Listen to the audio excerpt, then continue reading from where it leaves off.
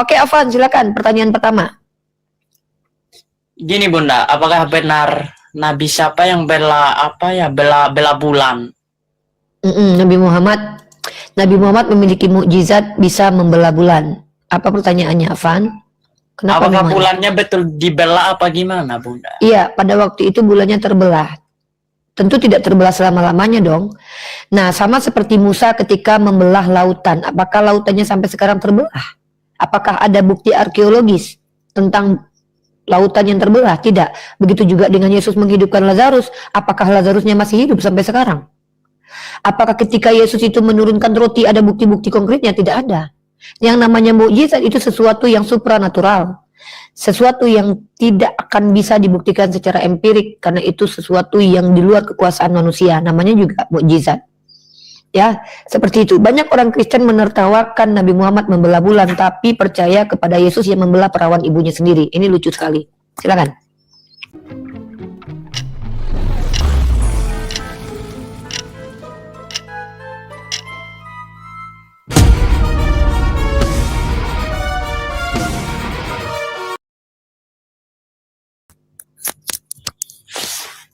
Aduh, HP-ku malah lobet.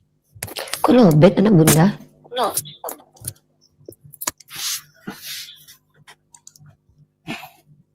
Kenapa anak bunda? Kok bisa lobet anak bunda? Hah? Udah ada. Silakan. Apa pertanyaannya lagi? Bertanya aja ya, Afan ya. Nggak usah menjelaskan ya. Soalnya agama Kristen kalau semakin dijelaskan di hadapan kami makin nggak jelas ya. Bertanya aja sama bunda ya nak. Bertanya aja. Oh, ya. Pertanyaan selanjutnya. Gimana Bunda? Gimana cerita kelahiran Nabi Muhammad? Pengen tahu aja sih. Oh, Nabi Muhammad itu dilahirkan tidak memiliki intrik dan tidak memiliki apa namanya? Gini, Bunda. Gimik. Maksudnya dari ini gimana ini? Dari asal usulnya gitu. Ya asal usul Nabi Muhammad jelas, dia dari suku Quraisy, Bani Quraisy, nenek moyangnya Adnan sampai ke Ismail alaihissalam, bapaknya Abdullah, ibunya Aminah, mereka menikah sah, kemudian Nabi Muhammad dilahirkan, ketika beliau masih dalam kandungan ayahnya meninggal, ketika beliau tidak lama lahir ibunya meninggal menjadi yatim piatu dibesarkan oleh pamannya, dan kemudian setelah dibesarkan pamannya beliau ikut bertemu dengan beberapa pendeta yang menyatakan bahwa beliau memiliki sesuatu yang luar biasa pada dirinya. Nabi Muhammad bekerja layaknya sebagai laki-laki normal, kemudian di usia beliau sudah 25 tahun beliau menikah dengan Sayyidah Khadijah. Kemudian beliau di usia 40 tahun diangkat menjadi Rasul. Apalagi yang mau kamu tahu? Nabi Muhammad itu jelas sekali loh kehidupannya loh. Bekerja, menikah, kemudian menjadi Rasul, menyelesaikan mengambil kembali Mekah dari cengkeraman tangan-tangan kafir, kemudian menjadi panutan, suri tauladan, bahkan masuk dalam buku Michael Hart sebagai orang nomor 1 yang berpengaruh di dunia. Keren sekali kan Nabi kami. Nah gitu, silakan. Iya. Lagi. Dari sampai dia menikah gitu Bunda. Iya kan saya sudah ceritakan tadi tuh. Yang dia nikahin ada berapa gitu. Pertama dia menikah cuma satu aja istrinya. Selama 25 tahun dia menikah monogami. Inilah bukti bahwa istri Nabi kami itu. Namanya siapa Bunda? Sayyidah Khadijah. Dek, kalau ingin tahu baca Sirah Nabawiyah, Dek. Kalau nggak bisa beli, nanti Uni belikan. Alamatnya kirim biar Uni belikan. Nggak tahu baca kalau bahasa Arab. Hah? Sirah Nabawiyah nggak pakai bahasa Arab, pakai bahasa Indonesia lah. Gimana ini? Kalau mau nanti Uni belikan buku Sirah Nabawiyah. Mau, Uni punya buku Sirah Nabawiyah. Kalau mau Uni belikan nanti. Kamu tahu nggak nama Alfonso itu nama siapa? Santo. Saya kasih tahu kamu siapa nama Alfonso ya. Alfonso adalah nama santo atau paus Katolik. Tunggu nih, ini aku tunjukkan Alfonso ya. Alfonso kelima dia ya. Dan kamu tahu nggak siapa Alfonso kelima ini? Waduh. Kamu boleh pakai namanya, tapi kalau saran saya jangan kamu ikuti ininya ya. Dia adalah seorang raja ya. Nih ya, kita lihat nih. Dia adalah raja. Nih, bentar kita lihat nih. Terus bentar nih ya. Kamu pernah dengar doktrin Dum Diversas nggak? Pernah. Apa itu Dum Diversas? Coba kamu jelaskan. Kalau memang benar kamu sudah ini biar saya tahu. Nanti kalau nggak biar saya jelasin. Tapi nonton aja di TikTok. Kamu tahu nggak Alfonso itu nama Raja Portugal? yang dikasih sama Paus Nikolas kelima, legitimasi untuk memperbudak orang Islam selama-lamanya berdasarkan Imamat pasal 25 ayat 45 dan 46. Jadi Alfonso itu seorang raja Portugal yang diberikan amanat untuk memperbudak orang Islam. Jadi kamu boleh pakai namanya, tapi jangan ikuti kelakuannya. Kelakuannya jahat sekali, ya, Dek ya. Dan doktrin yang dikeluarkan oleh Bula Kepausan Katolik untuk melegitimasi perbudakan abadi itu, nama doktrinnya adalah Dum Diversas.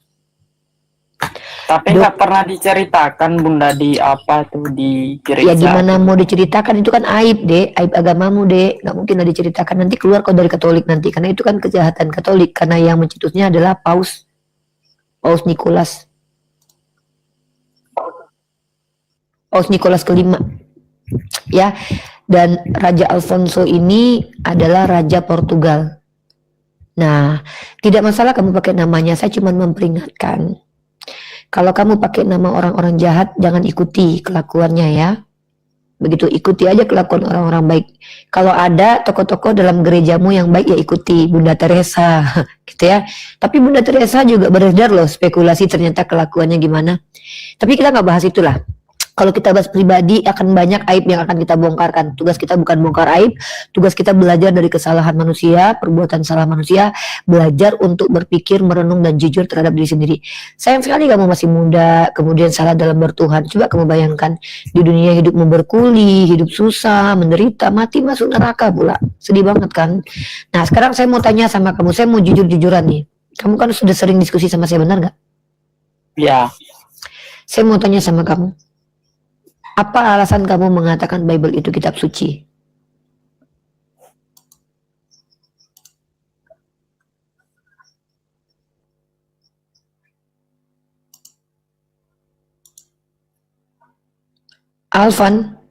Alfanwati, kenapa dek? Aduh, anak bunda satu.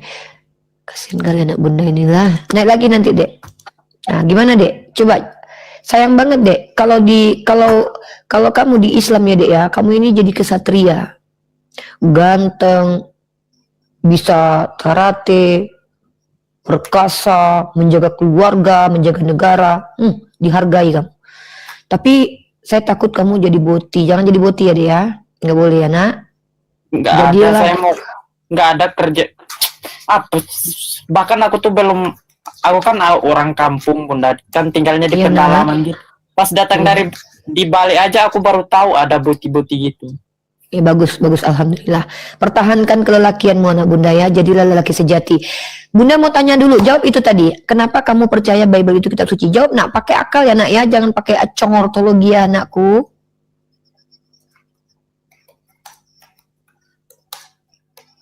Silakan. Assalamualaikum Evangelis dan juga Bunda. Dan Tuhan Yesus juga banyak mengajarkan hal-hal baik gitu. Ini kayaknya signal kamu bermasalah nak. Ya, signal kamu bermasalah. Coba ulang lagi. Saya percaya ya karena ajarannya benar gitu. Ajarannya mana yang benar? benar? Ajaran yang mana yang benar? Nah, ajaran Maksudnya kan Yesus banyak. yang benar. Aduh, Apa tuh yang mendisiplinkan orang gitu. yang mana anak bunda? Coba tunjukin satu. Ini loh bunda, ajaran Yesus di Matius, di Lukas, di Markus, di Yohanes. Ini ajaran baik bunda.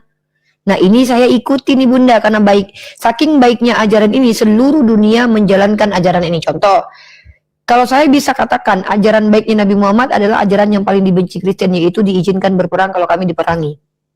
Bahkan ajaran ini telah diikuti oleh seluruh negara Kristen. Negara Kristen tidak perlu mengakui Islam, tapi mereka mengikuti ajaran Nabi Muhammad. Yaitu apa? Mereka bersiap berperang kalau mereka diperangi. Nah, ini ajaran relevan. Kalau kami melakukan dapat pahala, kalau Kristen melakukan tidak dapat apa-apa. Karena tidak mengikuti tuntunan Tuhan. Hanya mengikuti sunnatullah aja. Naluriah aja. Nah, ketika kamu bilang bahwa Bible dikatakan kitab suci karena ada ajaran baik di dalamnya, pertanyaan bunda, Sebutkan satu ajaran baik yang ada dalam Bible yang bisa diikuti. Silakan anak bunda. Nah, di situ kan banyak yang apa ya, ada perintah-perintah Allah gitu. Yang pertama itu ada perintah ini apa, hormati orang tuamu. Habis itu ada lagi jangan berbuat zina. Ada lagi jangan ingin akan milik sesamamu manusia. Oke. Udah ada 3 itu aja, nggak usah panjang-panjang. Pertama tadi apa? Berbaktilah kepada hormatilah kedua orang tuamu. Pertanyaannya, bagaimana cara menghormati orang tua yang dilakukan oleh Yesus, yang dicontohkan oleh Yesus? Karena Yesus, bahkan ketika ibu dan keluarganya datang waktu dia sedang berkhotbah di Bukit Zaitun, waktu ibunya dikatakan itu ibu dan saudaramu, apa kata Yesus? Mana saudaraku? Diabaikan orang tuanya. Bahkan waktu umur 12 tahun Yesus pernah hilang selama 3 hari 3 malam, membuat ibunya resah dan gundah gulana. Ketika bertemu anaknya di bait Tuhan, justru malah dia bilang, kenapa kau cari aku? Bukankah aku harus berada di rumah Bapakku? Artinya, bagaimana cara, kalau cuma sekedar ngomong ya dek ya, Afan, jangan mencuri ya nak, tapi saya sendiri mencuri. Afan, cuci kaki ya kalau mau tidur, saya sendiri nggak cuci kaki. Maka pertanyaan saya adalah, coba tunjukkan dalam Bible bagaimana cara Yesus menghormati bunda dan bapaknya. Silakan. Tuntunannya seperti apa coba? Ya karena dia kan mengajarkan banyak hal kepada orang gitu. Iya, terus sebanyak itu ajarannya, ada nggak diajarkannya tutorial mengasihi orang tua di dalam sepanjang Bible itu? Ada nggak anak bunda? Nggak ada. Nggak ada. Jadi ini cuma ngajarin doang tapi nggak nyontohin ya. Terus kamu ngikutin siapa berbakti kepada orang tua? Ngikutin orang Islam? Ya enggak. Kamu pernah cium tangan nggak sama orang tua kalau pergi kerja? Nggak ada. Yesus nggak ngajarin. Kamu pernah nggak cuci kaki orang tua? Nggak ada. Yesus nggak ngajarin. Kamu pernah nggak mengajak ibundamu kalau pergi ke jalan-jalan ke tempat yang enak? Enggak, karena Yesus ketika ke surga, dia tidak membawa Bunda Maria. Jadi, kalau hanya sekedar bicara, saya bisa ini, saya disuruh ini, itu cuman omon-omon anak bunda. Yang namanya ajaran itu adalah ketika dia mengajarkan, dia pun menjalankan. Contoh, Nabi Muhammad SAW. Ya, beliau mengatakan kepada sahabat, ya Rasul, siapa yang harus aku hormati? Maka apa kata Rasulullah? Ibumu, ibumu, ibumu. Tapi kan Rasulullah nggak punya ibu, kok bisa dia mencontohkan cara berbakti kepada orang tua? Nih, ketika istri dari pamannya, ibu dari dari siapa? Siapa namanya? Ali bin Abi Thalib. Beliau ketika berada di dalam kubur, beliau tidur di dalam kubur itu karena beliau tahu segala sesuatu yang menyentuh tubuhnya akan dihindarkan dari api neraka atau azab kubur Abu Talib. Jadi inilah kenapa saya katakan, sedangkan Nabi saya saja kepada yang bukan orang tua kandungnya saja itu mengajarkan cara menghormati. Atau gini, Nabi saya mengajarkan begini, tetangga yang baik, seorang muslim mukmin yang baik adalah yang lidah dan tangannya tidak mengganggu tetangganya. Yang tetangganya aman dari gangguan lidah dan tangannya. Nabi saya mencontohkan, Nabi saya begitu mulia akhlak beliau kepada karib kerabat ataupun kepada tetangga-tetangganya. Inilah bukti Nabi saya ini betul-betul bisa dikatakan suri tauladan karena bukan hanya mengajarkan tapi juga mencontohkan. Nah Yesus, jangan haruslah berbakti kepada orang tua. Waktu Yesus hilang 3 hari 3 malam, bundanya keresahan, lari sana mencari anaknya. Katanya Yesus Tuhan, kenapa nggak mampu memberikan informasi? Walaupun dulu nggak ada handphone, dia kan punya malaikat. Kenapa tidak diberitahukan kepada? Waktu dia mulai datang, malaikat menyampaikan, inilah dia beri nama anaknya Yesus. Ketika Yesus hilang, kenapa dia diam-diam aja? Apa nggak sedih hati orang tuanya? Begitu juga ketika dia memanggil ibunya, woman. Ada dipanggil, bunda. Jadi kalau kita lihat, ajaran-ajaran di Kristen itu hanya omon-omon semata alias lip service. Lip service, cuman ajaran lisanisasi. Kenapa saya katakan ajaran lisan? dan tak bisa diimplementasikan. Contoh, dalam kitab Lukas pasal 14:26. Di situ diajarkan, barang siapa tidak membenci bapaknya, ibunya, keluarganya, tidak bisa jadi pengikutku. Jelas dikatakan, kalau ingin jadi pengikut Yesus, benci keluarga. Itu jelas sekali secara bahasa Indonesia, tekstual, kontekstual, dan faktual. Karena konteks ayat itu, barang segala sesuatu harus ditinggalkan untuk mengikuti Yesus. Keluargamu kau tinggalkan. Jadi, ketika kami umat Islam ini mengajak kamu berpikir, ini bukan kami mau menyerang agama kamu, adikku Afan. Tapi kami ingin kamu berpikir, merenung. Kalau salah istri masih boleh kau cari istri baru, Dek. Kalau Salah kita kau enggak, berguru, bentar. Salah berguru masih bisa kau berguru lagi. Salah bertuhan, Dek, mati kau nggak bisa kembali lagi. Gitu ya. Jadi saya tidak menjelek-jelekkan kekristenan karena tidak ada kepentingan dan tidak ada untung bagi saya menjelek-jelekkan agama Kristen. Tetapi saya mau mengajak kalian atas dasar saya yang sudah belajar membaca Bible. Di dalam Bible tidak ada ajaran yang bisa diimplementasikan. Ajaran kasih contohnya. Apa kata Yesus? Kasihilah sesamamu manusia seperti mengasihi dirimu sendiri. Nah, loh. Ada ajaran cara mengasihi diri sendiri. Justru kepada diri sendiri kau harus berbuat zolim dalam Bible. Contoh, pikul salib. Jangan melawan orang jahat kepadamu. Apabila ada yang mengambil punyamu, jangan kau ambil kembali. Jangan menolak orang yang pinjam duit kepadamu. Itu ajaran zolim terhadap diri sendiri, Dek. Maka bagaimana kau perlakukan dirimu, kau perlakukan orang lain begitu, kata Yesus. Nah, inilah yang disebut dengan ajaran lisanisasi, ajaran umun-umun bilaka. Ya, begitu Afan. Tugas saya hanya mengajak Afan berpikir, mengajak Afan merenung, mengajak Afan untuk bisa membedakan mana benar, mana salah.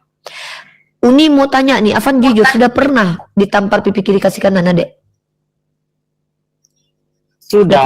Sudah pernah. Jadi waktu itu kamu ditampar terus kamu kasih yang sebelahnya. aku kan ditampar gini, terus ya sudah kasih aja, biarin aja. Kalau ibu kamu suruh kasih. Kalau ibu kamu ditampar depan kamu pipinya yang kanan, berani kamu Nggak suruh? pernah Ibu, dipukul. kalau iya saya kan tanya, kalau kamu kan pernah tuh ditampar pipi kiri kasih kanan. Kalau ibumu ditampar di depanmu, berani nggak kamu bilang ke ibumu, Bunda kasih yang sebelahnya lagi dong, gitu? Berani?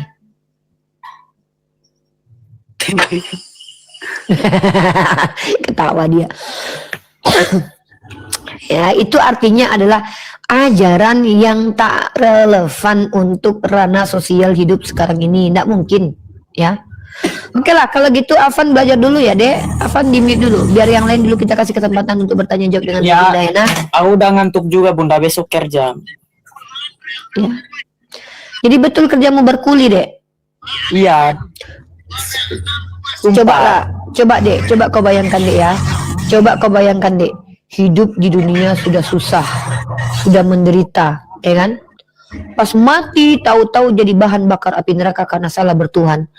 Terus ngadu sama Yesus. Yesus, kenapa aku dibakar nih di nerakanya orang Islam? Lah, kau salah bertuhan. Kan aku menuhankanmu, Yesus.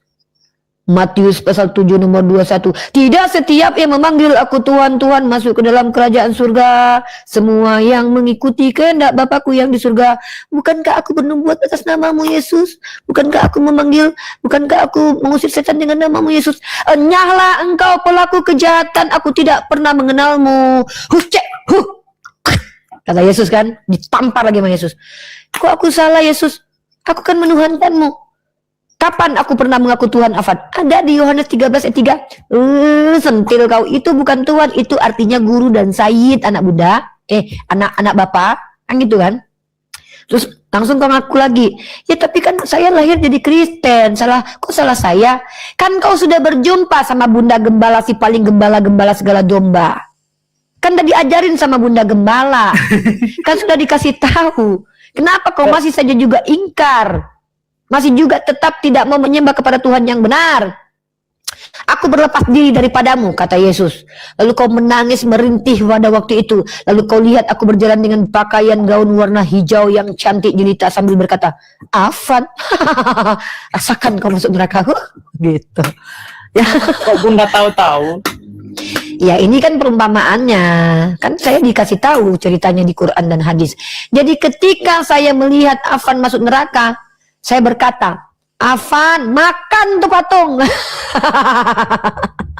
Gitu. Terus Afan menangis kan, kembalikan aku ke dunia lagi ya Allah, aku ingin memperbaiki dan mengikuti Nabi Muhammad SAW. Tidak ada lagi cerita Afan, karena kau telah ingkar kepada Allah berkali-kali. Otak dikasih sama, cara berpikir dikasih sama, normal, awak ganteng, mata 2 simetris, lubang hidung simetris, bibir nggak monyong-monyong kali kayak nandar. Apalagi kurangmu, otakmu pun normal. Oh saya kan orang kampung. Allah izinkan kau masuk TikTok dengan aplikasi di tanganmu. Allah izinkan kau bertemu dengan Yunatan Nandar, Evangelis Unitin Mindir bersama Bunda Gembala. Masih jugakah kau ingkar atas nikmat Allah kepadamu yang memberikan kau kesempatan untuk berada di jalan yang benar, Afanso? Ketika engkau telah ingkar kepada kebenaran, berkali-kali Bunda Gembala peringatkan, maka Bunda hanya bisa berkata, enyahlah kau Alfonso, neraka menantimu. Kebayang nggak kau dek, capek-capek kerja di dunia, nyari duit nggak kaya-kaya, nyari cewek nggak ada yang mau, tahu-tahu mati masuk neraka. Bohong kali kau nggak mau kaya, muka kau aja muka kayak gitu, enggak, jangan hanya bohong. Gini loh, Bunda mengajakmu berpikir. Yang penting kebutuhan sehari-hari terpenuhi aja gitu. Iya, itu omongan sekarang itu. Ya, dengarkan. Bayangkan nanti kamu dimarahi oleh Yesus. Saya menuhankanmu Yesus. Saya tidak pernah menyuruh kamu menuhankan saya. Tapi saya ngikuti nenek moyang saya. Maka dijawab oleh Yesus. Tapi kan Mana ini jawaban Yesus nih. Percuma kau beribadah kepadaku, kau hanya mengikuti ajaran manusia. Kau hanya mengajarkan ajaran manusia. Joget di gereja ajaran siapa? Yesus bukan? Bukan. Ajaran siapa? Manusia. Ya, berdoa begini ajaran Yesus bukan ajaran siapa? Manusia. Semua yang kalian ikuti dalam liturgi keagamaan kalian tidak diajarkan oleh Tuhan pencipta alam semesta yang benar anak bunda, tapi diajarkan oleh bapak-bapak gereja. Kenapa bapak-bapak gereja mengajarkan seperti itu? Ada crowd of control untuk mengontrol kalian di bawah otoritas tinggi gereja dan pemerintah Katolik. Makanya ada namanya inkuisisi. Apa itu? Pembunbunan terhadap orang yang berbeda keyakinan dengan keyakinan Katolik. Serem. Beruntunglah engkau jadi Katolik di zaman sekarang, bukan di zaman inkuisisi. Kalau enggak udah dibelah kau dek. Sempat kau salah memahami Yesus menurut Katolik enggak sama, dibelah kau dek.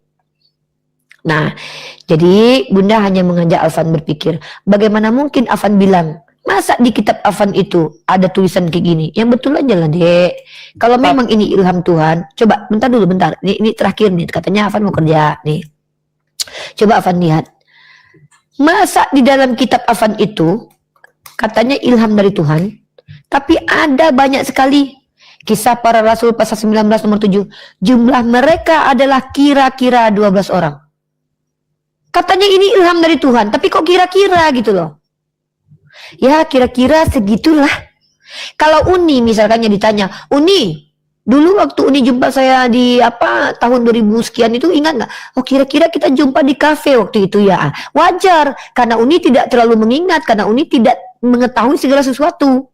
Atau apa yang akan terjadi besok. Uni besok kita jumpa ya di perpustakaan. Kira-kira jam berapa kita jumpa besok? Nggak bisa Uni pastikan. Kira-kira besok kita jumpa jam 1 lah ya. Saya nggak tahu besok apakah saya besok kebangunnya kesiangan atau tidak. Artinya saya mengatakan kira-kira karena saya memperkirakan. Atau saya mempertimbangkan karena saya belum yakin dengan jawaban saya. Maka ketika di dalam kitab kamu ada kira-kira jaraknya sekian meter, kira-kira jumlahnya sekian. Ini ilham Tuhan kok kira-kira dek? Bagaimana mungkin agama kalian datang dari agama kira-kira? Nah, jikalau ini ada dua calon mu'alaf ya teman-teman ya, namanya satu Nem, yang satu Alfonso ya. Semoga Allah memberikan mereka berdua hidayah. Sayang sekali wajah tampan begini harus berakhir di neraka jahanam ya. Kasihan sekali wajah-wajah begini nih ya. Jadi Alfonso, Bunda hanya menghimbau Alfonso, bukan menjadikan Alfonso Islam di room ini, tidak. Tapi Bunda mengajak Alfonso berpikir. Afan berpikirlah pakai akal. Apa iya Tuhan bisa mati tapi dikatakan kekal? Yang berpikirlah nak. Apa iya Tuhan ketiduran di atas perahu, nak? Apa iya Tuhan berdoa kepada Tuhan? Apa kata Edis? Yesus punya Tuhan. Makan bakwan 3 ngaku 1. Itu Kristen sendiri mengolok-olok ajaran Tritunggal. Seorang Kristen yang diidolakan oleh rata-rata orang Kristen namanya Edis Yuda Butar, pencuri takjil, ya. Kita umat Katolik nggak kenal Edis. Oh ya udahlah. Nah, di Katolik lebih parah lagi nih. Kenapa? Katolik menganut yang namanya ada dogma infalibilitas. Apa itu dogma infalibilitas? Menganggap apa yang diajarkan Paus tentang keagamaan itu pasti benar. Lalu kemudian ternyata kelakuan Paus kalian, ya Allah, ya Rob, astagfirullahaladzim, na'udzubillah min zalik, la ilaha illallah. Kelakuannya Paus-Paus kalian dari zaman dahulu. Takut Bunda menceritakannya, nak. Tak sampai hati Bunda menceritakan kelakuan Paus-Paus kalian sejak zaman dulu, nak. Katanya punya roh Tuhan dalam dirinya. Tapi ternyata kelakuan Paus-Paus kalian terdokumentasi bejat dan menakutkan. Tapi diajarkan untuk percaya ajaran Paus tidak pernah keliru atau tidak pernah salah. Ini bahaya ini. Dengan dogma infalibilitas. Apa dogma infalibilitas? Infallible. Bahwa yang namanya Paus apabila mengajar tidak akan salah. Nah, kalau ini Alfian teman-teman ya. Ini Alfian dia baru mualaf sekitar 3 minggu atau saya tahu, cuman baru kemarin juga tetap masih Kristen waktu ngobrol sama saya si Alfian ini ya. Nah, si Afan ini agak bebal sedikit. Kalau Alfian ini agak cerdas sedikit. Kalau si Afan ini dia bebal karena dia memang sering nonton film porno, makanya otaknya ketutup sama pengajaran yang baik. Nah, terus kenapa? Kenapa kok? Kenapa nak Bunda kok sulit kali memahami perkataan Bunda? Kenapa nak? Kok bandel kali gitu? Gini, dalam Islam itu kan ada Nabi Isa, katanya nanti datang juga, dan katanya Yesus sama Nabi Isa kan sama. Jadi saya ikuti aja Nabi. Kalaupun saya masuk Islam nggak mau ikuti Muhammad, ikuti Nabi Isa aja. Kamu bilang nggak mau ikuti Nabi Muhammad. Gara-gara Nabi Muhammad kamu bisa menikmati kemerdekaan hari ini. Kalau bukan Nabi Muhammad mengajarkan. Dia kan nanti yang datang akhir zaman, bukan dia. Iya, Nabi Isa datang pun menampar mukamu nanti. Yang nggak seberapa itu. Kan saya sudah katakan, Matius pasal 7 nomor 21. Enyahlah dari hadapanku, kau pembuat kejahatan. Aku tidak pernah mengenalmu. Digitukan kamu, Dek, sama Yesus. Kan aku bernubuat dalam namamu. Aku mengusir setan dalam namamu, Yesus. Kapan aku ngajarin itu? Dasar pemakan babi. Tidakkah kau baca dalam kitab Yesaya pasal 6 ayat 6? Pemakan babi dan juga tikus akan dimusnahkan Tuhan. Tapi kan babi paling enak Bunda. Paling Bunda juga udah pernah coba. Gini loh Afan. Kalau kita bicara makan babi itu enak. Yang namanya berdosa itu enak bagi para pelaku dosa. Contoh, berzina bagi para pezina itu enak. Kalau nggak berulang itu. Ya, narkoboy bagi pemakai narkoboy itu enak anak Bunda.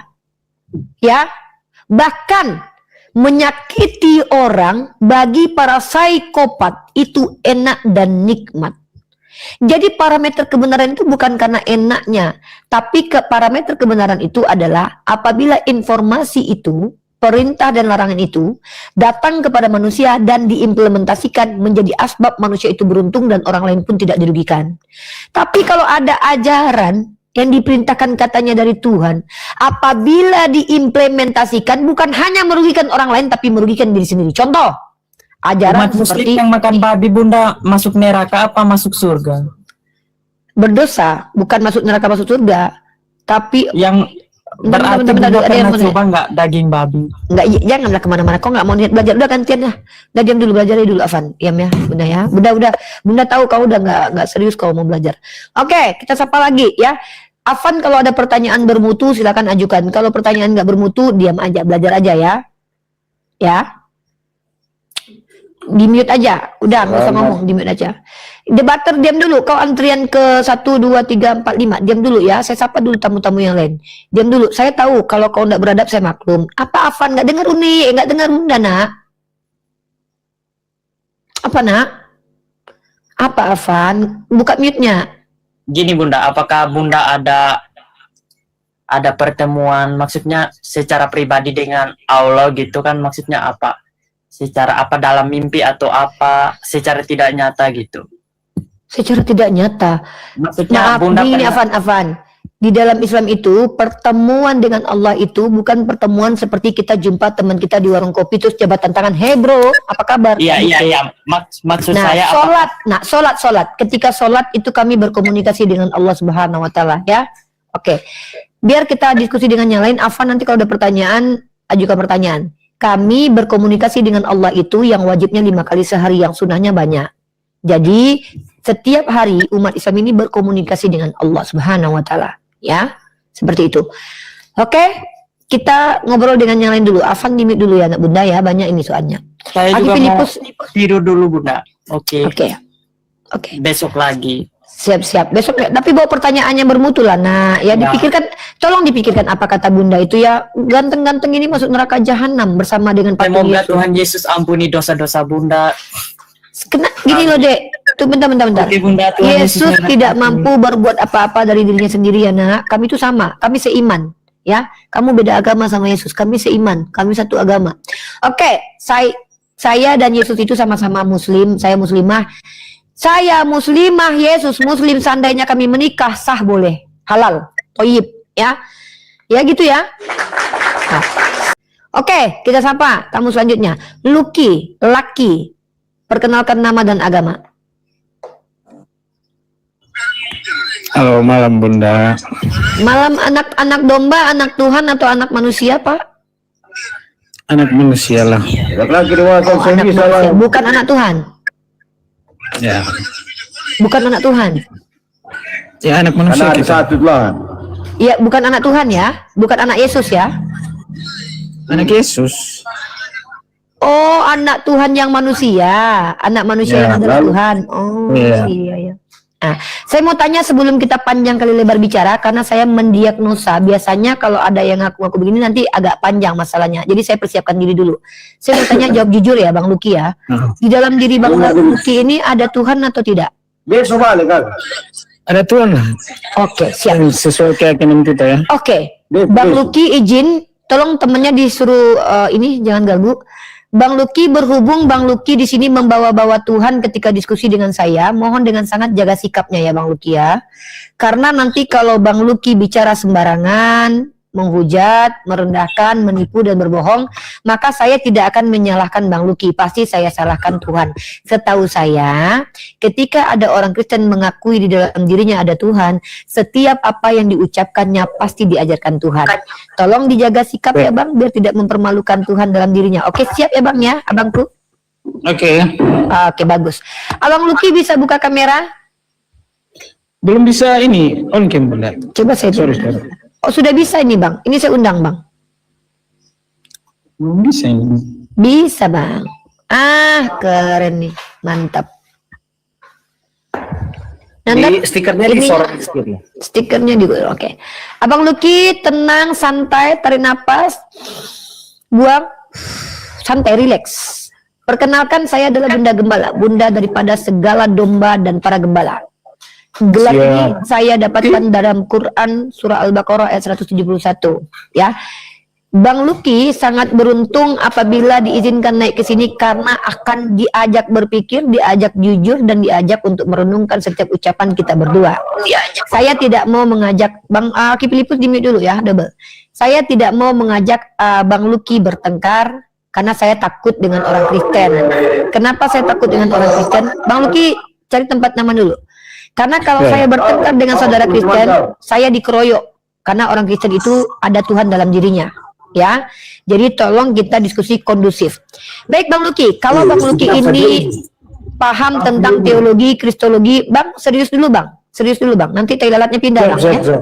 Cari tempat duduk yang nyaman dulu ya. Kita tunggu Abang serius dulu ya.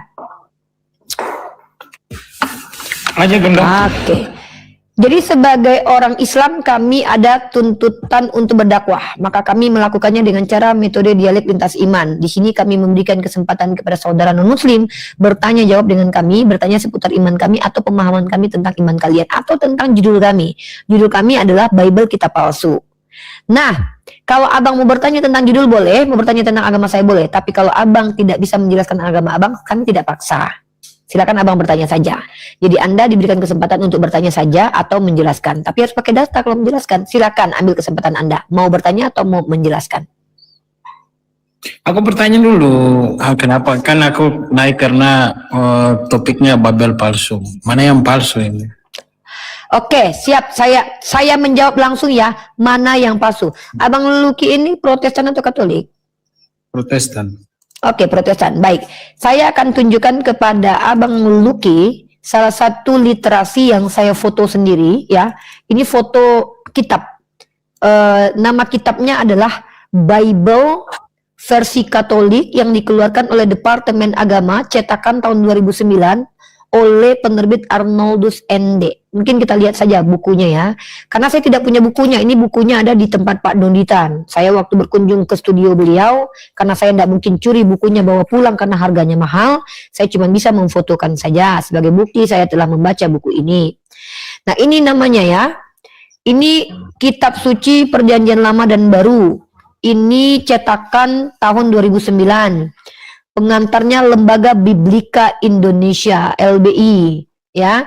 Dan ini Imprimatur MGR Donatus Jagon SVD Uskup Agung ND Ndona 1976. Oke. Nah, selanjutnya ini dia fotonya. Ya. Ah, ini dia. Ah, ini dia. Di sini tertulis tidak untuk diperdagangkan.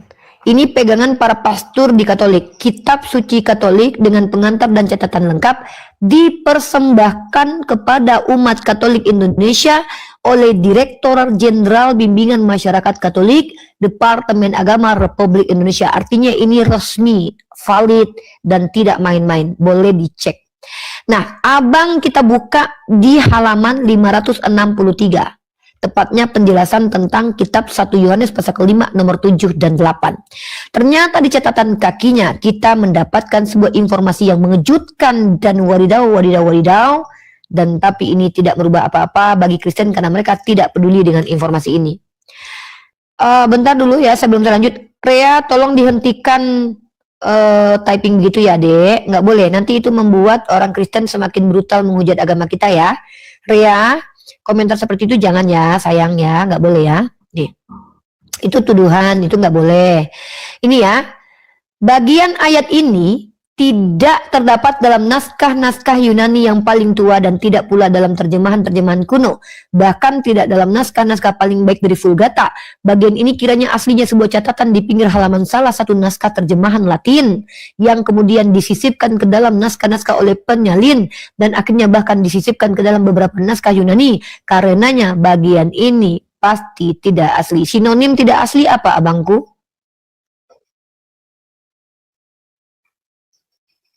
Ini apa? Kitab Katolik ya? Ini kitab Katolik.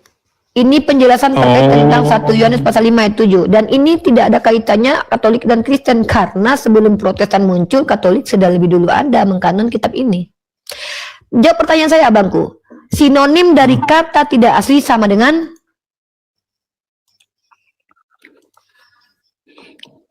Kenapa benar? Sinonim dari kata tidak asli sama dengan? Dia mau bilang palsu begitu. Iya terserah, mau bilang hantu boleh. Terserah abang lah. Saya kan cuma nanya aja. Sinonim tidak asli sama dengan, ya abang jawabnya hantu ya nggak apa-apa. Itu saya mau gimana lagi, saya nggak bisa paksa orang. Sinonim itu kan artinya persamaan bang. Nah silakan abang tanggapi boleh. Abang tanya Quran saya boleh, silakan. Santai, relax, kita santai. Minum dulu. Abang punya kopi di situ, minum kopi, santai. Abang orang asli mana, abang? Saya tengok tai lalat abang luar biasa itu. Aku Maluku. Aku Maluku. Oh, orang Maluku. Saya pernah tinggal di Ternate loh. Baiklah. Ya, jadi saya ini, iya bang. Kenapa? Saya ini kan orang Islam. saya sebagai warga negara Indonesia tidak mengajak bertengkar. Memang yang saya sampaikan ini mungkin menyakiti saudara Kristen, tetapi mohon maaf, ini dalam kaidah akademis, ya, memberikan pandangan intelektual dari hasil pencarian dan penggalian. Nah, jadi silakan, saya tidak paksa abang untuk menanggapi, nggak apa-apa, nggak masalah. Kita menghargai teman-teman Kristen yang sudah naik ke sini dengan membuka kamera, artinya itikadnya baik, ya. Artinya abang ini dasarnya sebenarnya orang baik.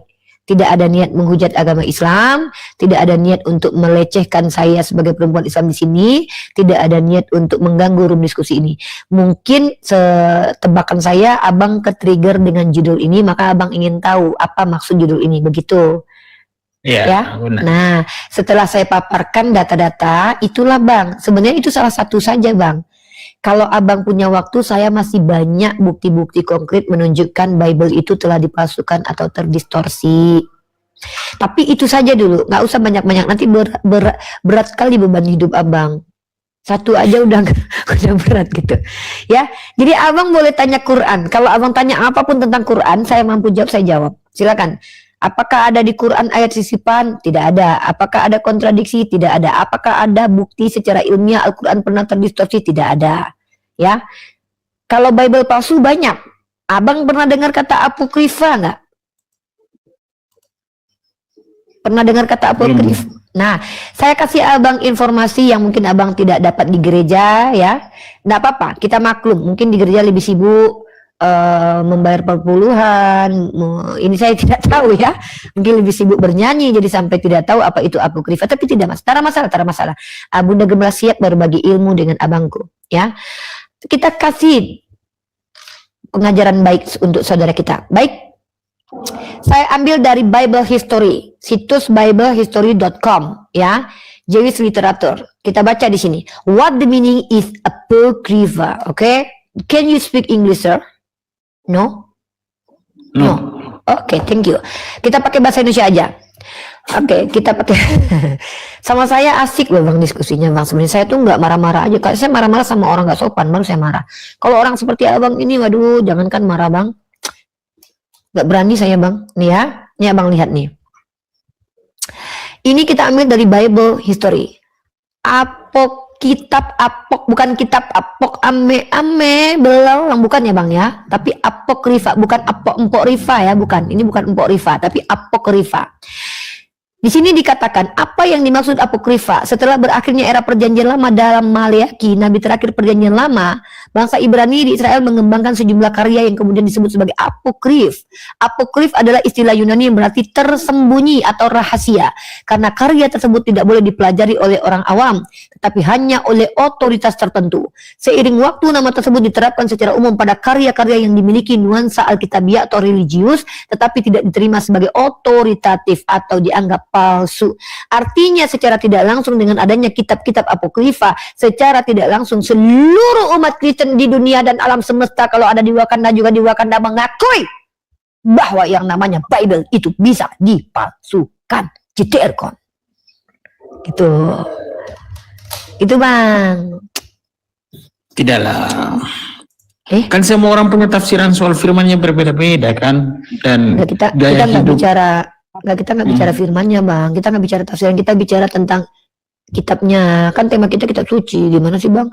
Capek-capek. Iya, makanya itu kan disampaikan kan setiap pribadi orang untuk melakukan gaya hidup kan berbeda-beda. Tidak ada agama untuk mengajarkan kita untuk hidup yang tidak baik kan.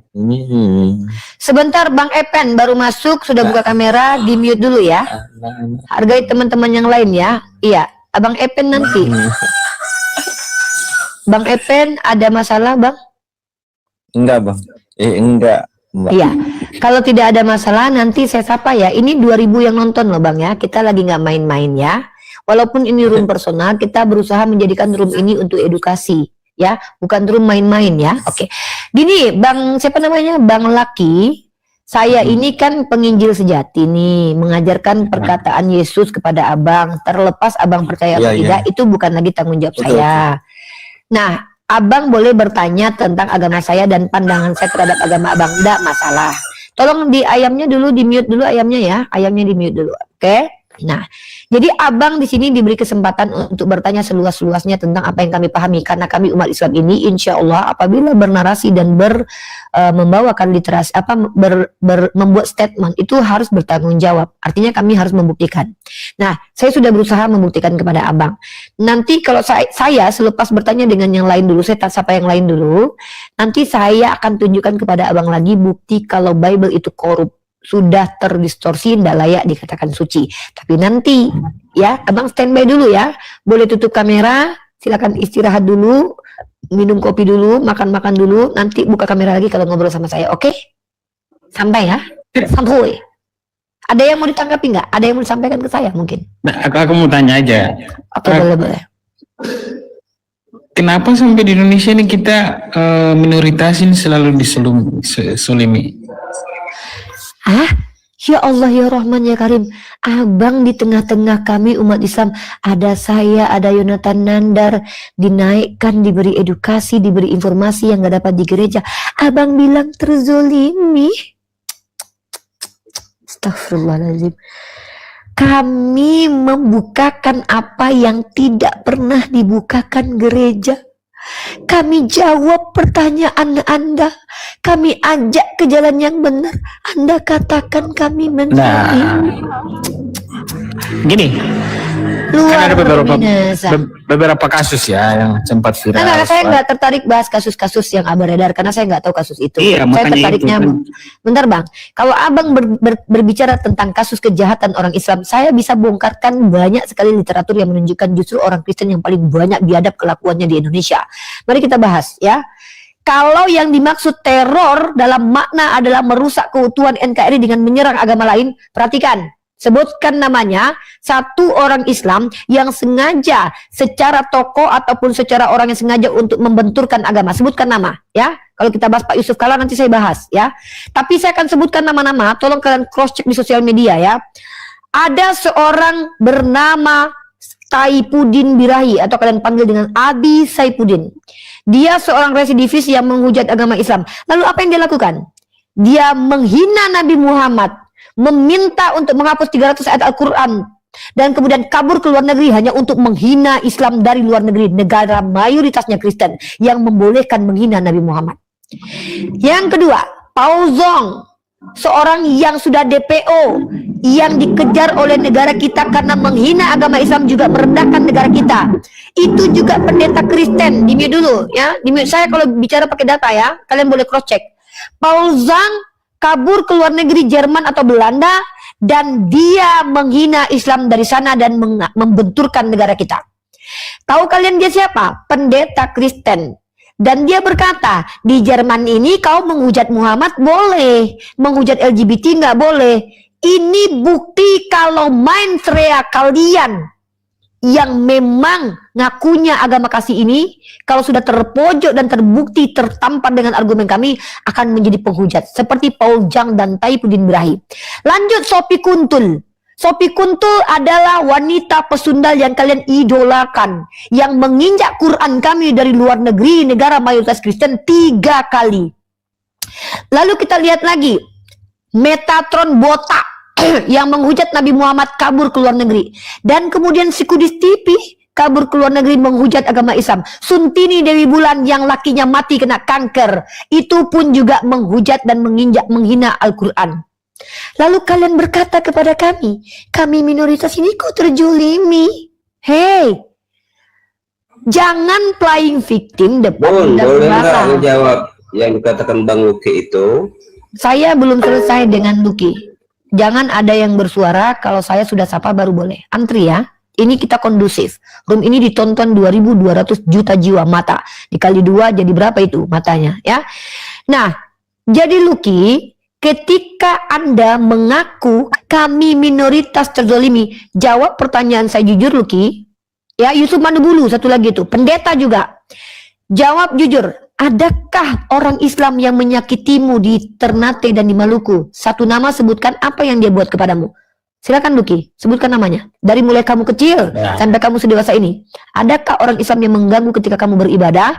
Dan sebutkan nama orang tersebut, biar kita laporkan bersama. Silakan. Kemarin di Tangerang itu Saya tanya Itu kan kamu. saudara-saudara kita. Saya Nggak, tanya bukan kamu pernah bukan tidak? Kalau kamu bicara tentang Tangerang, saya bisa tunjukkan bahwa Kristen itu biadab kelakuannya dengan menyebutkan nama. Saya sudah sebutkan nama. MKC 2 kali masuk penjara, Anak Batak 2 kali masuk penjara, menista agama Islam. Franz Donald 2 kali masuk penjara. Ada orang Islam yang 2 kali masuk penjara karena menista Kristen. Jangan kalian kalau gini loh. Sama saya ini bicara, saya sudah baik dengan Anda, menghargai Anda loh. Tapi Iya, jangan makanya pancing saya untuk tegas. Saya tidak minta Anda, pernahkah Anda diganggu oleh orang Islam ketika ibadah? Saya minta Anda, jangan bicara sesuatu yang Anda tidak tahu datanya. Kalau Anda tahu datanya, silakan tunjukkan. Silakan Anda tunjukkan data, dan Anda tahu Kristen di Poso, kejadian Poso, Ternate, baku hantam. Udahlah, kalau tema saya membongkar aib agama kalian, saya punya ribuan data. Bahkan saya punya data universal dan internasional. Pernyataan dari seorang Profesor Juan Cole bahwa yang paling banyak membunuh di dunia ini orang itu beragama Kristen. Ya, saya tidak main-main dengan hal ini. Ya, saya pakai data. Jadi ketika Anda mengatakan menjadi minoritas di Indonesia tertindas, justru kalian masih minoritas saja, masih banyak kurang ajar menghina Nabi kami. Ya. Siapa? Kau tadi saya dengar tadi nama Saifuddin Ibrahim, si Edis TV, dan mereka semua kabur untuk menghujat agama Islam loh. Dan kau tahu tidak, Yusuf Manubulu itu pernah penjara karena berdusta tentang murtadin, dan sekarang dia terang-terangan menghujat di Australia. Kaburnya para apologet Kristen melulu pergi ke negara mayoritas Kristen, seolah-olah kalau menghujat Nabi Muhammad dibela oleh mayoritas Kristen. Lalu kau bilang kami ajaran kasih, kami tertindas. Kalian tidak membakar masjid itu bukan karena kalian tidak mau, karena kalian tahu kalau kami disenggol agama kami, habis kalian. Jadi kalian itu bukan karena nggak mau merusak kami sebenarnya. Kenapa? Kami sudah melihat bagaimana kebencian kalian di sosial media ketika kalian pakai akun palsu, pakai nama palsu. Di depan kami kalian bilang kalian kasih, tapi sejatinya kalian membenci. Kami sudah tunjukkan dan sebutkan nama-namanya. Saya sebutkan sekali lagi ya. Anak Batak 2 kali masuk penjara menghujat Islam. M. Kucluk masuk penjara murtadin. Saifuddin Ibrahim masuk penjara jadi DPO. Jangan reken secara person. Kalau kita pembedahan kasus. Oke, tunjukkan kepada saya satu komunitas Islam yang pernah menyakiti Kristen. Diam dulu, diam kau dulu. Diam kau. Jangan reken secara person. Kalau kau tidak mau secara person, turun kau ya, bentar, turun kau. Kalau memang kau mau membawa masalah di Tangerang, kau tunjukkan data sekarang. Silakan, bahwa itu adalah karena agama. Tunjuk. Sharing aja di samping di laptopmu itu. Kau kalau nggak tahu makanya jangan banyak bicara. Kau yang membawa masalah, kalau aku pula yang kau suruh. Kau bawa masalah, kusuruh kau tunjuk data. Aku kusebutkan nama orangnya. Kau bisa tengok betapa banyak manusia-manusia laknat itu telah menghujat agama Islam. Nah, ketika kau membawa muka mereka ya. Yang saya minta kau tunjukkan data, jangan kau kasih video. Inilah aku bilang, awal mereka rata-rata mereka ini seperti ular, teman-teman. Sok baik di awal, akhirnya matok. Yang kutanya kau tunjukkan kronologis kejadian di Tangerang, tunjuk datanya dari CNBC, CNNK, Detik.com, Liputan 6, tunjuk datanya di sini. Oke ya, aku tunjuk ya. Tunjuk. Ya.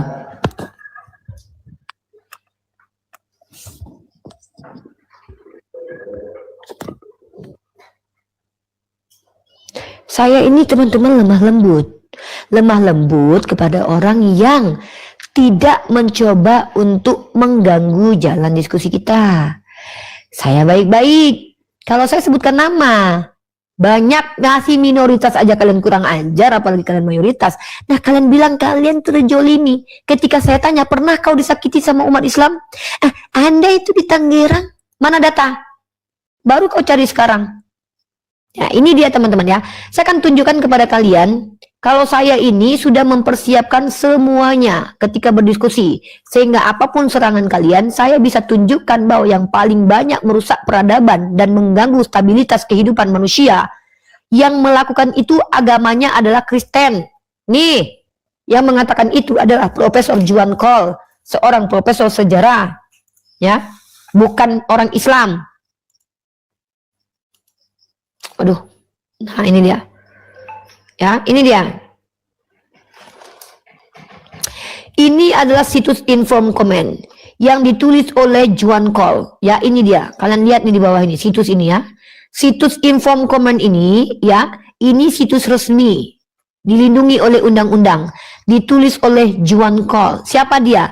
Pendiri dan pemimpin redaksi Inform Comment, profesor universitas, terkemuka Richard P. Mitchell di Departemen Sejarah Universitas Michigan. Ia adalah penulis di antara banyak bukunya Muhammad Prophet of Peace Amid the Clash of Empire. Jadi, kalau seandainya kalian ingin memperlihatkan kepada saya situs, bahwa situs resmi. Nah, apa kata Juan Cole? Juan Cole bahkan membuatkan diagram bahwa yang paling banyak menghabisi nyawa orang karena political violence by religion itu agamanya adalah killed by Christian of European heritage. Mari kita bahas ya. Kalau kita lihat perang terkeji di alam semesta ini yang masih terdokumentasi, yang terdengar oleh telinga kita sejauh kita belajar sejarah adalah perang salib. Pernah kalian dengar perang Ka'bah? Perang salib adalah perang terkeji dan itu dilakukan oleh orang Kristen. atas apa? Atas seruan dari Urbanus kedua. Ntar saya minum dulu ya.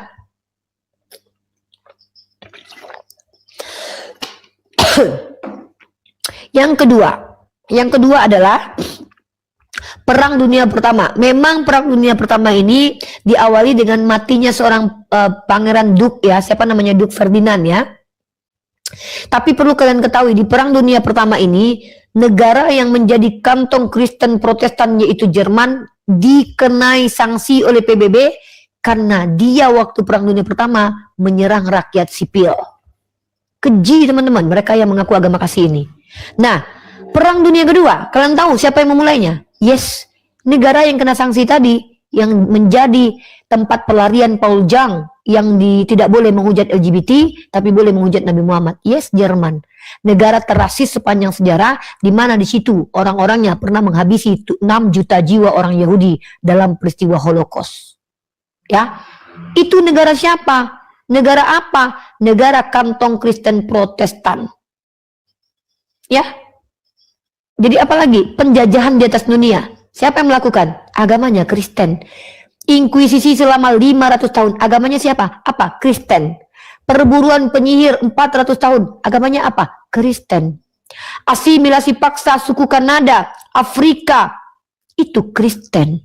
Yang menghabisi suku Inka, Aztec, suku Aborigin. Orang-orang Kristen. Berani-beraninya kalian mengatakan, kami kok minoritas tertindas. Kalau misalkannya kalian minoritas ini diganggu oleh orang Islam, jangan langsung salahkan dulu kami. Bisa jadi kelakuan kalian memang biadab sehingga memancing reaksi kami marah. Tapi kalau memang ada kalian lagi berdoa, perizinan aman-aman saja, tidak mengganggu apapun. Ada orang Islam yang mengganggu kalian, aku ikut menghantam muka orang Islam itu. Aku ikut, ku tendang dia kalau jumpa aku. Kalau perempuan ku ajak kelahi, kalau laki-laki ku ludahi. Gak takut aku. Ada orang Islam ketika kalian lagi beribadah, perizinan aman, tidak mengganggu, tiba-tiba kalian diganggu sama orang Islam, sama aku kelahi itu orang Islam, aku bantu kalian melaporkan dia, sebutkan nama orang itu. Tapi ketika permasalahannya kita nggak tahu apa-apa, kok sampai-sampainya kalian bilang minoritas tertindas. Jangan playing victim. Benar katakan benar, salah katakan salah. Tahu katakan tahu, tidak tahu jangan sok tahu. Kenapa? Sudah nggak mempan penggiringan opini kalian itu. Sudah nggak mempan isu-isu teroris-teroris itu. Nggak mempan, Dek. Karena kami orang-orang yang sudah banyak belajar sejarah kelam agama Kristen. Justru kami khawatir kalau Indonesia ini mayoritas Kristen. Kenapa? Nih, ketika saya bertanya kepada orang Kristen, saudaraku, ada tertulis demikian di dalam kitab Anda. Jangan melawan orang yang jahat kepadamu. Apakah kalau kita diperangi Belanda lagi kamu mau berjuang dengan saya? Oh tidak bisa Rifa, saya akan berdoa untuk mereka. Jadi ketika kita diperangi penjajah, kau ke gereja nyanyi. Iya, aku aja yang berperang. Iya, kau aja berperang. Takut aku kalian mayoritas. Kenapa? Sempat kalian mayoritas, pemikirannya sama, tidak boleh melawan penjajah. Jadi londo ireng kalian. Kami kalian satu-satu.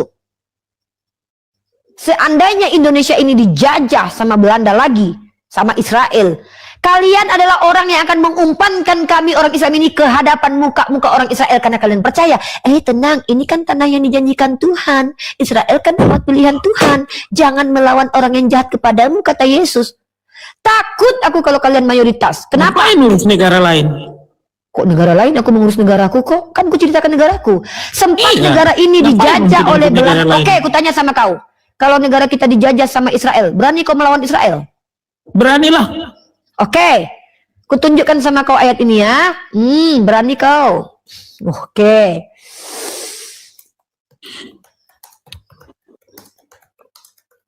Ya.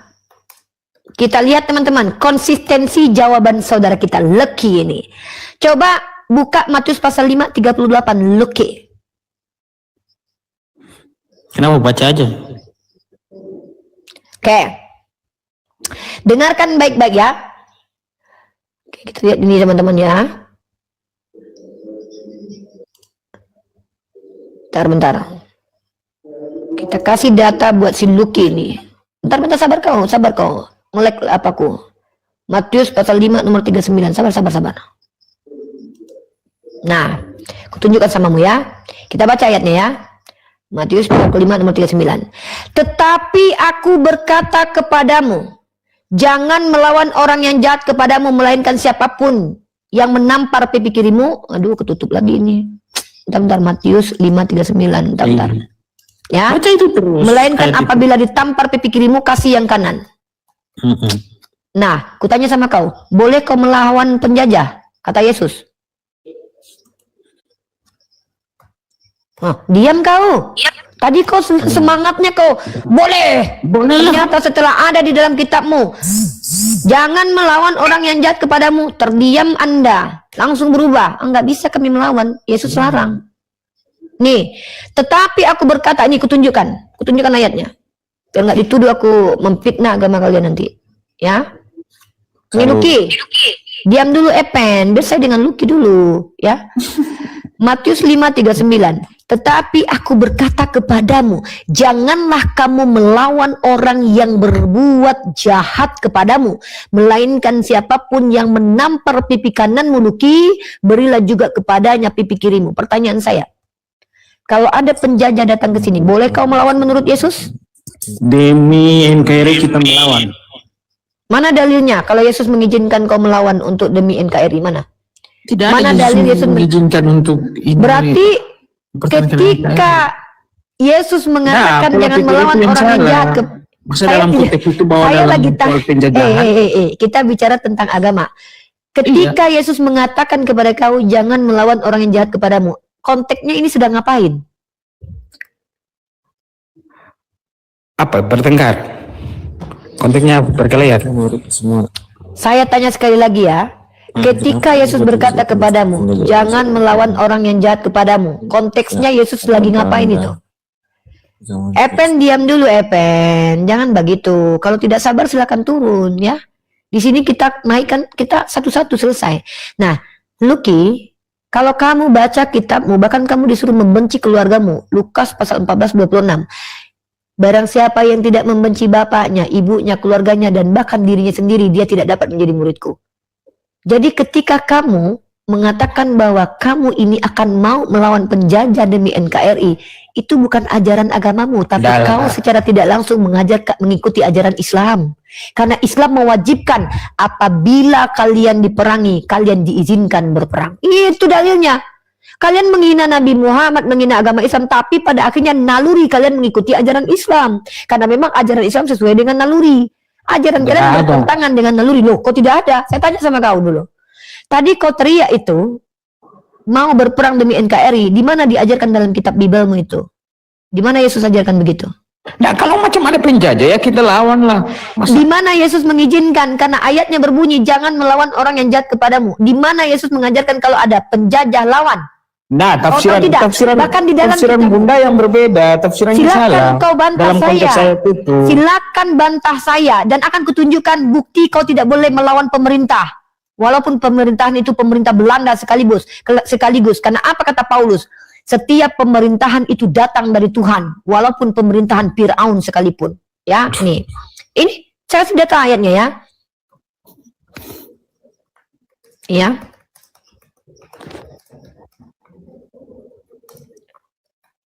Kita tunjukkan datanya. Saya tidak menafsir, saya membacakan. Kita buka dalam Roma pasal 13, ya. Nih, kamu dengarkan baik-baik. Kamu tengok ini ayatnya ya. Kamu tengok ayatnya nih. Tiap-tiap orang harus takluk kepada pemerintah yang di atasnya, sebab tidak ada pemerintah yang tidak berasal dari Allah. Sekarang saya tanya, seandainya negara kita dijajah sama Belanda dan mereka jadi pemerintah, kau ikut mereka atau bela kami yang pribumi ini? Berdasarkan ayat itu. Nah, ya sudahlah. Luki belajar lagi Bible ya, Dek ya. Kalau ngikut-ngikut Yesus aja tapi nggak tahu apa ajaran Yesus, itu percuma. Belajar lagi Bible. Saya tidak menyerang Anda, saya mengajak Anda berpikir. Ya, kalian yang merendahkan agama Islam, kalian yang menyepelekan saudara-saudara kalian yang se-NKRI dengan kalian. Hei, teriakan Allahu Akbar itulah yang merebut kemerdekaan dari penjajahan Belanda. Kalian yang mengejek-ejek, mengolok-olok Tuhan kami Allah Subhanahu wa taala. Hei, hukum-hukum yang diturunkannya lah yang membuat kalian bisa damai saat sekarang ini. Ya, karena apa? Karena mayoritas yang membela negara kita itu agamanya rata-rata Muslim. Pahlawan nasional kita mayoritasnya adalah Islam. Ya, jadi walaupun Kristen secara peradaban orang-orangnya banyak merusak peradaban, saya tidak perlu berkoar-koar mengatakan Kristen jahat, Kristen enggak, karena tidak semua Kristen begitu. Tidak boleh saya ini generalisir, tidak boleh. Tapi ketika kalian merasa playing victim, tidak pernah terganggu ketika ini, apalagi kau tinggal di Ternate. Ternate itu sultan kerajaan Islam itu. Ternate, Tidore itu mayoritasnya Islam. Kau tinggal di tengah-tengah mereka lalu kau bilang kau tersakiti. Hei hantu belau, tidurmu terlalu miring. Jangan kau ceritakan kisah orang lain, tapi kau nggak tahu apa yang terjadi di sana.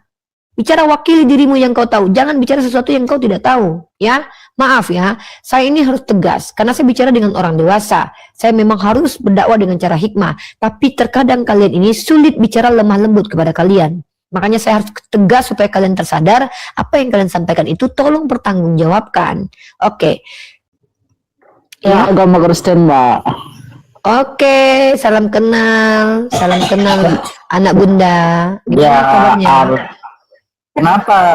Kenapa Tuhan Yesus itu bukan Allah? Ya karena memang bukan, nak. Yesus Allah Tuhannya umat Islam, Yesus Tuhannya orang Kristen, Yesus manusia, Allah bukan manusia. Nah, itu sudah. Itu kan tadi kan itu ada yang apa, Yesus bukan Allah, itu kan makanya saya komen begitu dari pikir pas saya taruh emo tertawa terus dari tadi ini. Ya, memang bukan Allah. Ada saja sekarang. Kenapa? Masa apa deh? Ada apa? Masalah memang apa? Memang kita ini anak domba ini, Mbak. Domba Iya. Allah. Makanya anak domba. Nah, di room ini anak domba dijadikan manusia. Di room Kristen manusia dijadikan anak domba. Jadi room ini room manusia ya, anak bunda ya. Ya. Ya, Itu Mbak. bengek, kenapa itu bengek? Oke, Galang buka kamera, nak. Kalau mau bicara dengan bunda, dua arah buka kamera. Kalau tidak bertanya saja. Enggak, Mbak. Soalnya kita ada tidur ini. Ya terus mau ngapain yang ke atas kalau gitu? Soalnya tadi saya dengar itu kalau Yesus itu bukan Allah, kalau Yesus kan itu kan Tuhan Allah juga. Bukan. Yesus itu manusia. Theos. Kalau Theos oke, nggak apa-apa. Tapi dia bukan Allah karena Allah adalah nama Tuhan dalam bahasa Arab. Nama Tuhannya umat Islam. Nama Tuhan di dalam Quran. Yesus kecuali kalian mengatakan iya Yesus Allah. Allah itu dalam bahasa Ibrani artinya adalah sumpah serapah. Dalam bahasa Indonesia Allah artinya tewas, kalah, nggak apa-apa. Nih saya tunjukin nih. Bentar saya kasih kamu. Loh kok penyesat? Ini saya tunjukin sama kamu nih datanya nih. Allah ya. Dan Allah itu beda. Belajar KBBI ya. Kamu jangan ya, jangan ini ya, jangan ngaco ya. Nih saya tunjukin kamu ya. Saya naik pakai satu akun lagi. Kita anak domba. Iya anak domba, udah. Iya anak Allah. Saya anak manusia. Oh, iya anak manusia. Ya iyalah, saya bukan pendusta ngaku-ngaku. Saya bukan pendusta ngaku-ngaku anak Tuhan padahal anak manusia itu dusta yang nyata itu. Saya ngaku anak Jokowi aja itu dusta yang nyata karena saya bukan anak Jokowi. Apalagi ngaku-ngaku anak Tuhan padahal anak manusia itu dusta yang nyata itu.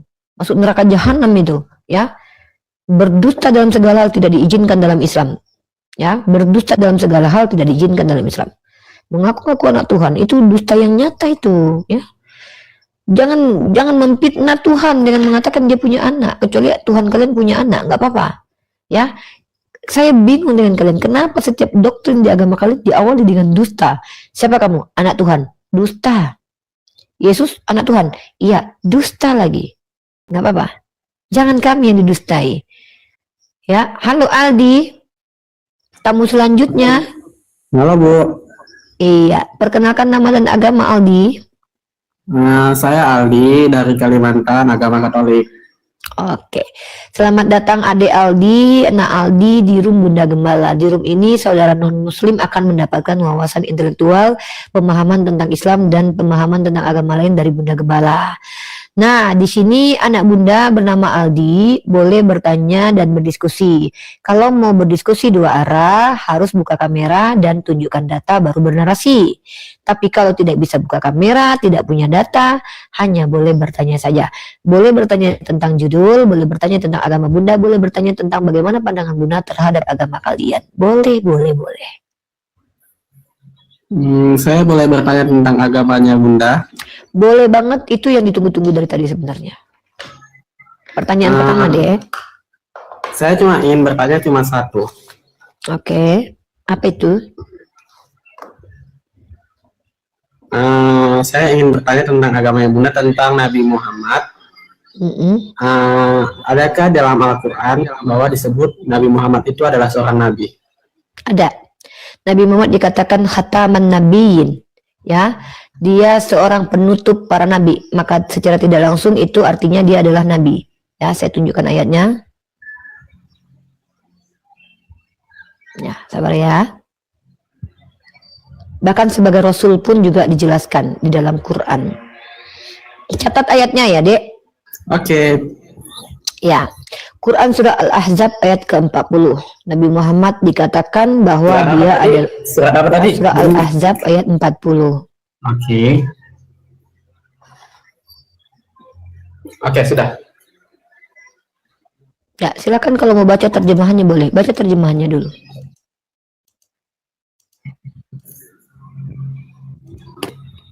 Saya tidak punya Al-Quran Bunda. Oke, saya bukakan di sini ya.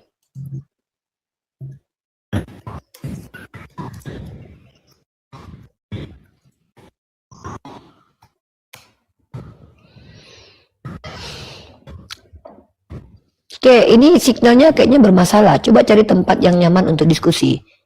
Kayaknya signalnya di situ jelek sekali. Oh, itu ya Bunda. Sudah bagus nih, Bunda? nih. Sudah. Oke.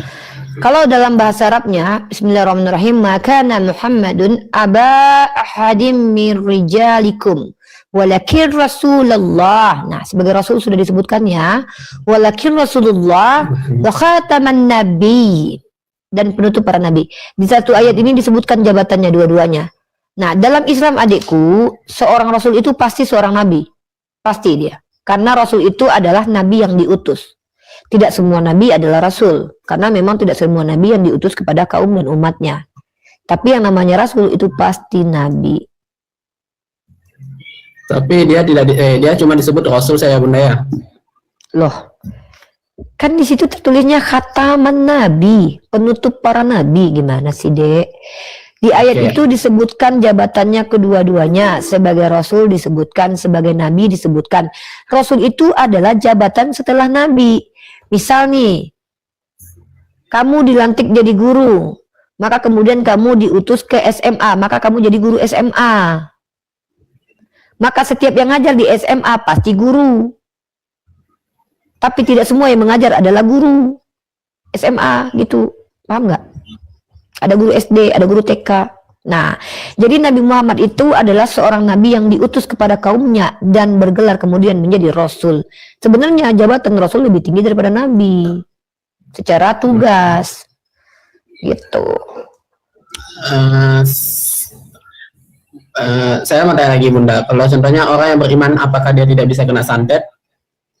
Kalau orang beriman apakah tidak santet? Seperti Nabi Muhammad lah, ketika beliau beriman kepada Allah, beliau dilindungi dari sihir labib. Ketika beliau disihir sama labib, dia tidak apa-apa karena dilindungi oleh Allah. Tapi waktu itu kan dia pernah kena santet ya Bunda? Karena ilmu Dilindungi. Ya, apa impactnya? Gini dek, kalau seandainya kita kena racun, ketika minum racun mati, itu namanya mati diracun. Ketika kita kena sihir lalu kita sakit mati, maka itu namanya mati disihir. Nabi Ibrahim alaihissalam itu terbakar deh, tapi tidak kenapa-napa, karena itulah mukjizatnya. Nabi Yunus itu masuk ke dalam perut ikan, artinya termakan ikan, tapi itulah kehebatannya, dia tidak apa-apa, dilindungi Tuhan. Begitu juga dengan Nabi Isa, sudah mau disalib, dikelilingi sama orang-orang jahat, tapi diselamatkan oleh Allah. Begitu juga dengan Nabi Muhammad, sudah disihir sama labib, tapi beliau selamat. Kenapa? Karena beliau mengajarkan bagaimana cara kalau kita supaya tidak disihir. Makanya Rasulullah ajarkan di hadis itu untuk membaca 3 kul.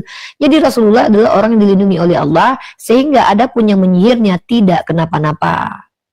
Berbeda dengan Tuhan Ade yang katanya dilindungi Tuhan, walaupun sudah berdoa kepada Bapak tetap mati 3 hari. Padahal sudah berdoa kepada Bapak, Eli Eli lama sabaqtani, mati juga 3 hari. Nah itu baru tidak make sense. Ya. Kalau ada Tuhan yang katanya dikasihi oleh Bapa, tapi babak belur di hadapan manusia, itu bohong, itu bapaknya itu. Ya. Kalau Nabi Muhammad disihirkan nggak masalah, nggak apa-apa, dia kan dilindungi Allah. Oke. Ya, silakan pertanyaan selanjutnya. Ron di mute dulu. Aldi cari tempat yang ini ya. Yesus itu konon katanya kan dicintai Bapa, anehnya malah dibiarkan mati 3 hari, kan nggak lucu. Atau memang Bapa yang punya rencana pembunuhan terhadap Yesus kan? Makanya gitu, Yesus mati di tiang salib karena Bapa memang menghendaki Yesus mati di tiang salib. Katanya Bapa mencintai. Oh tapi memang masuk akal sih. Di dalam 1 Petrus pasal 2 nomor 19, kasih karunia Tuhannya orang Kristen itu dengan menanggung penderitaan orang-orang. Ya, semakin menderita Kristen semakin punya kasih karunia, itu menurut Kristen. 1 Petrus pasal 2 nomor 19, silakan dibaca. Aldi. Oke Bunda, makasih ya Bunda. Ada lagi pertanyaannya Dek? Tidak ada, sudah Bunda, cuma hanya ingin bertanya seperti itu. Ya satu lagi Bunda, bisa Bunda? 1001 Dek, 1001 pertanyaan boleh ditanyakan. Asal sopan, tidak mengganggu boleh. Oke, saya ingin bertanya pandangan Bunda untuk agama Kristen bagaimana? Pandangan saya, Kristen itu agama buatan Paulus, sesat lagi menyesatkan, dan gelar orang Kristen di dalam pandangan Islam adalah kafir, musyrik, zindik, fasik, jahil, halu, hantu belau. Banyak gelarnya Dek. Kenapa? Karena Kristen ini ketika bicara banyak dusta. Contoh, Yesus punya silsilah, tertulis dalam kitab sucinya, silsilah Yesus. Ternyata itu bukan silsilah Yesus, tapi silsilah Bapa tirinya Yesus. Dikatakan Yesus adalah Tuhan. Mana dalilnya? Yohanes 13:13. Ternyata itu kata kurios, bukan kata theos. Jadi saya sering ditipui orang Kristen, makanya saya kesel deh. Mereka bilang begini, Contohnya?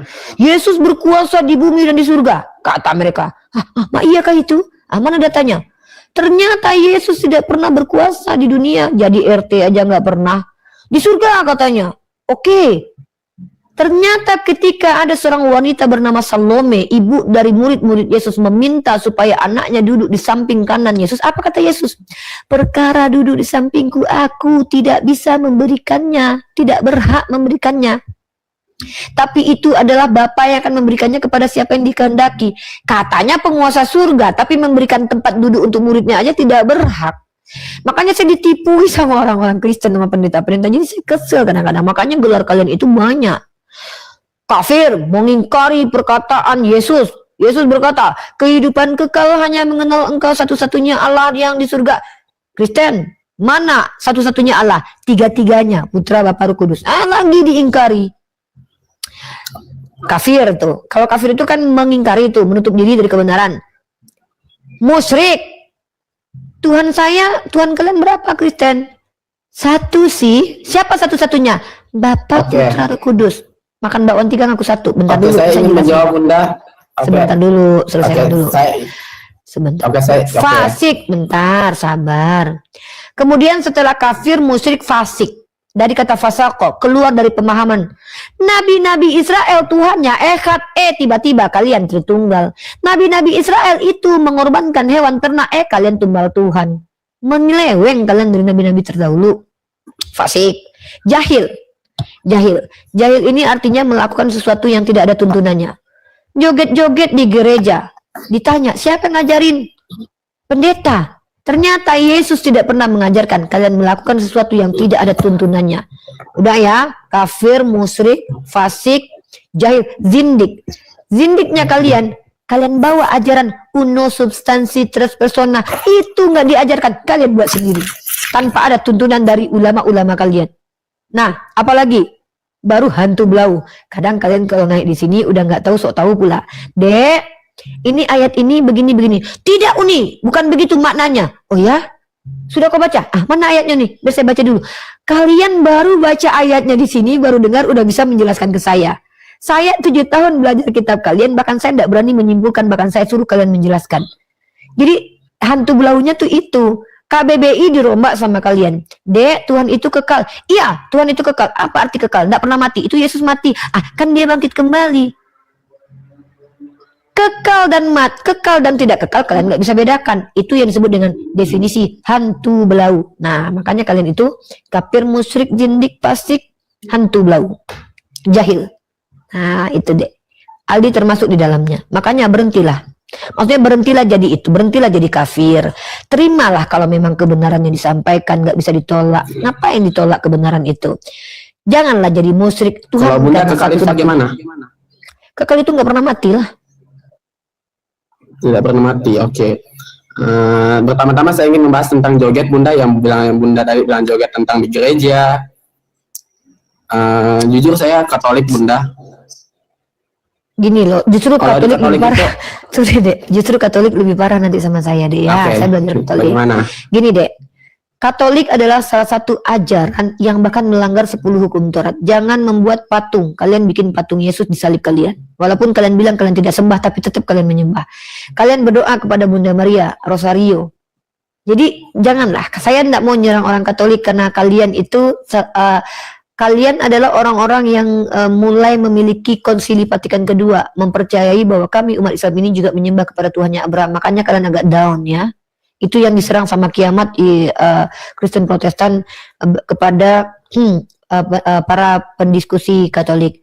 Nah, tetapi saya menghargai Aldi sebagai seorang Katolik dengan tidak mengizinkan Aldi menjelaskan agamanya kecuali pakai data. Aldi boleh menjelaskan Katolik kalau Aldi punya data. Bawa magisterium boleh, bawa Bible boleh. Tapi kalau Aldi awam, Uni harap jangan jelaskan karena nanti takutnya debat sama Uni. Nanti kalau debat sama Uni, hubungan kita nggak bagus lagi. Nandar pindahin itu. Kenapa? Terima kasih. Ya. Okay. Karena Uni mau Aldi di sini dapat edukasi, dapat sudut pandang. Mungkin ada diksi-diksi Uni yang menyinggung dan tidak nyaman, tapi anggaplah itu obat untuk memancing Aldi agar belajar, membuktikan Uni salah atau benar. Silakan. Oke. Hanya itu saya Bunda yang saya ingin tanya. Terima kasih. Sehat-sehat ya, belajar lagi ya dek.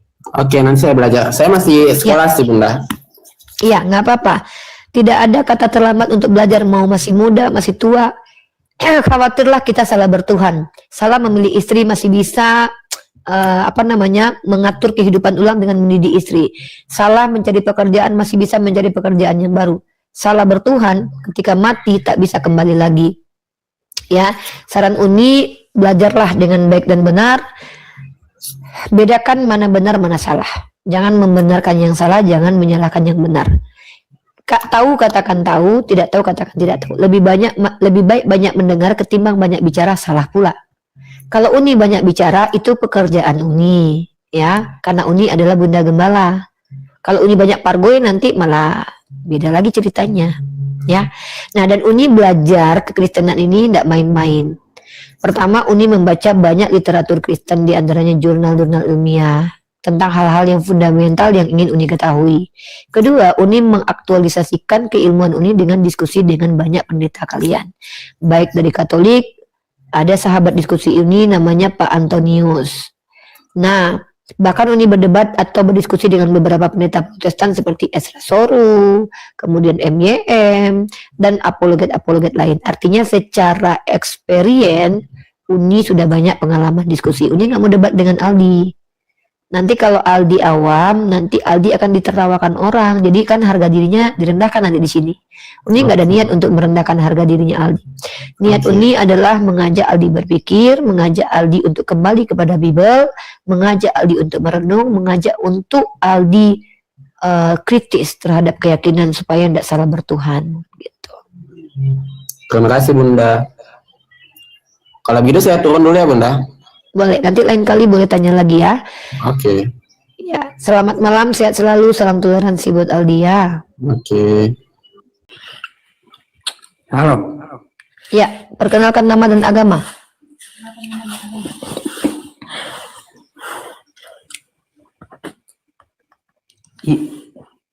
Agamanya apa?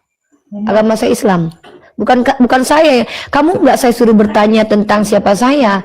Saya orangnya jelas. Saya adalah narasumber di Komal ini. Kamu yang saya nggak tahu. Sebagai orang yang diizinkan naik, saya bertanya, kamu agamanya apa? Saya agama Islam. Oke. Kenapa kamu menghina agama Kristen? Yang mengatakan Tuhannya terkutuk mereka, saya mengatakan Tuhannya mulia, kok saya kamu tuduh menghujat agama Kristen? Jangan menghina agama Kristen. Apa kata saya? Dua Islam. Ya, apa kata saya? Kau ngerti nggak arti menghina? Kau ngerti arti menghina? Menghina itu mengatakan Yesus terkutuk, itu baru menghina. Yesus Yang mengatakan terkutuk. Yesus terkutuk itu adalah Kristen sendiri. Kenapa kau pacaran sama perempuan Kristen kau? sendiri. Oke, kau Islam. Oke, kalau Islam, sini aku tanya kau dulu. Ketika kau tasyahud akhir, apa yang kau baca? Bukan aku yang kau hehehe. Binatang ini turun kau. Kurang ajar kau anak setan. Turun. Biadab. Makasih ya. Kalau nggak bisa mama mengajarin, aku yang ngajarin ya. Hehehe katanya kurang ajar. Mau Islam kau mau Kristen kau, kalau kurang ajar depanku nggak ada, ku kasih kesempatan. Hehehe katanya. Aku kau hehehe kan. Ku lepek hidung menunti. Belum kau kesentil lubang ginjalmu ya. Hehehe. Ngaku-ngaku Islam kau, oten. Ngaku-ngaku kau Islam. Malu kau ngaku-ngaku Kristen. Kang tipu. Ya.